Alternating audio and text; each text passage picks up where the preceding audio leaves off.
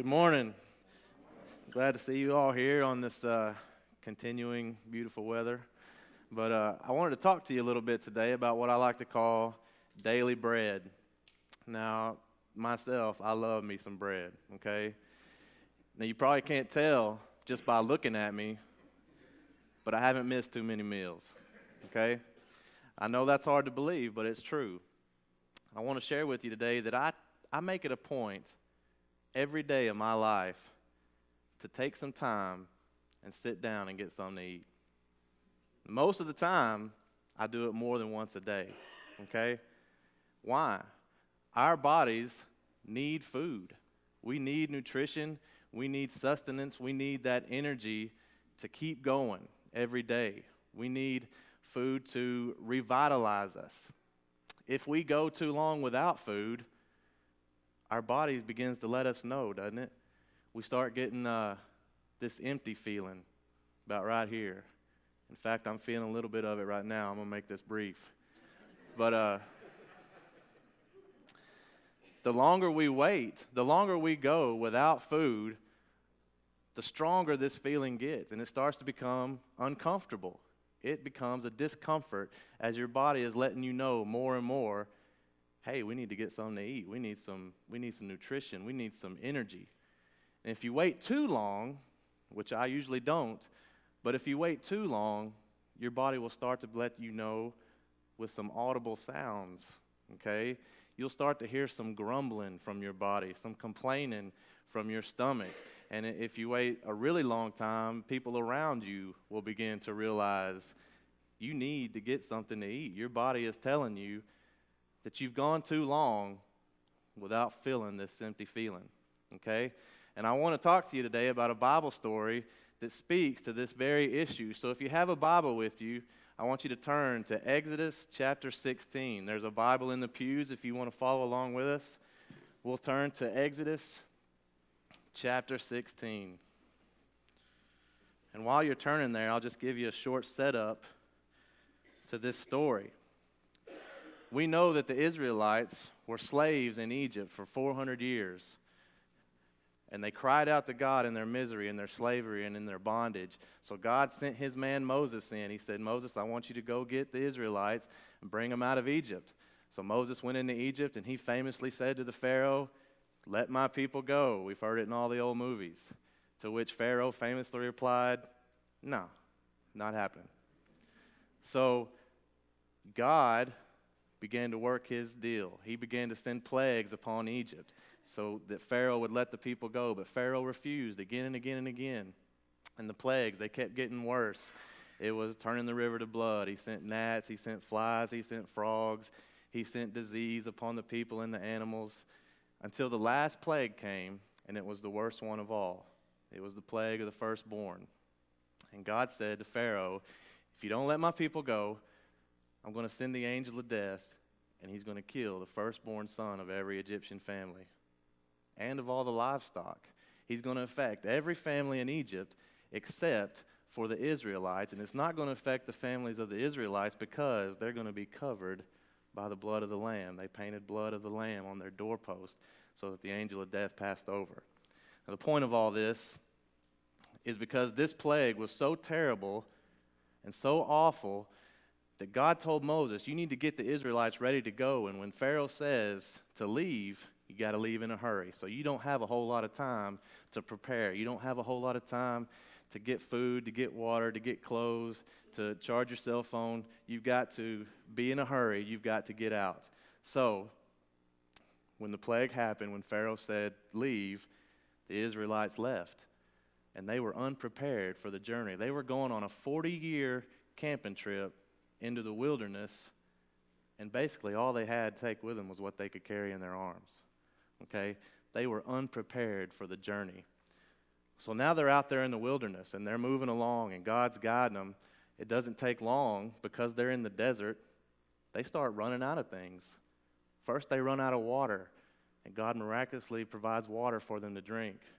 And then the next thing they run out of is food, and that brings us to Exodus chapter 16. We're going to start in verse 2 right here. In the desert, the whole community grumbled against Moses and Aaron. The Israelites said to them, "If only we had died by the Lord's hand in Egypt. There we sat around pots of meat and ate all the food we wanted.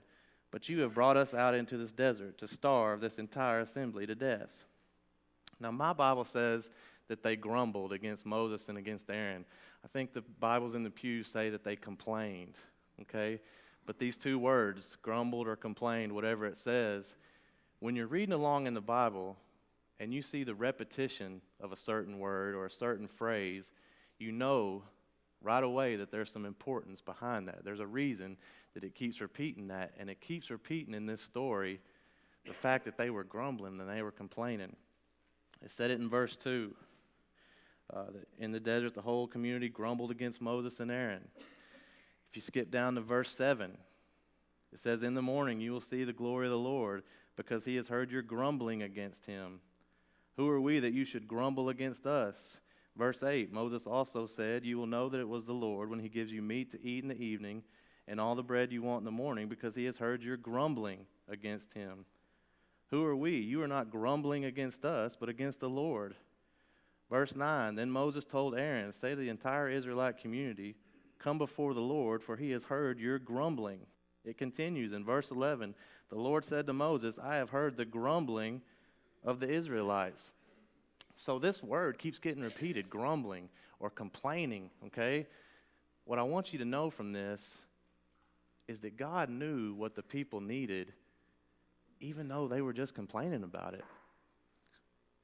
God doesn't need us to have some lengthy prayer filled with big churchy words and phrases in order for him to know what you need in your life, okay? I've talked to way too many people that tell me, "I don't know if God hears me because I don't know if I know how to pray right. I don't know if I know how to say the right words. I think maybe I'll pray wrong, or I won't be able to ask God the right way for him to come act in my life." I want you to look in this story and see how many times that it said the Israelites prayed to God. How many times did they put their request before God? How many times did they ask nicely, "God, we're out here in the desert starving.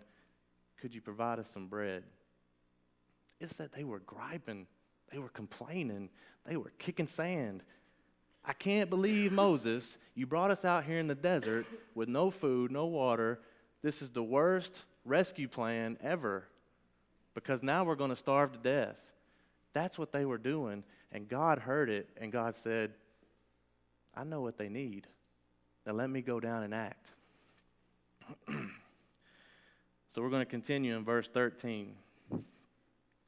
It says, "That evening quail came and covered up the camp, and in the morning there was a layer of dew around the camp. When the dew was gone, thin flakes of frost on the ground appeared on the desert floor. When the Israelites saw it, they said to each other, 'What is it?' For they did not know what it was. Moses said to them, 'It is the bread the Lord has given you to eat.'" So God heard his people, just like he heard them in Egypt when they were in slavery. He's hearing them again. He's not hearing them praying. He's not hearing them ask nicely. He's hearing them griping and complaining. And he says, "I hear the heart of my children, and I know that they're in need. Now let me go down and operate in the midst of their situation." Okay? So he provides quail. He provides this bread from heaven, which the Israelites called manna. And this provision goes on. He continues to provide this for them all the way through their wilderness journey, all the way until they reach the promised land. Okay? He provides it for them every day. But he had a couple guidelines, he had a couple rules that went along with this provision. And let's read about that in verse 16. It says, "This is what the Lord has commanded. Each one is together as much as he needs. Take an omer for each person you have in your tent." I have no idea what an omer is. The Israelites did as they were told. Some gathered much, some little. And when they measured it by the omer, he who gathered much did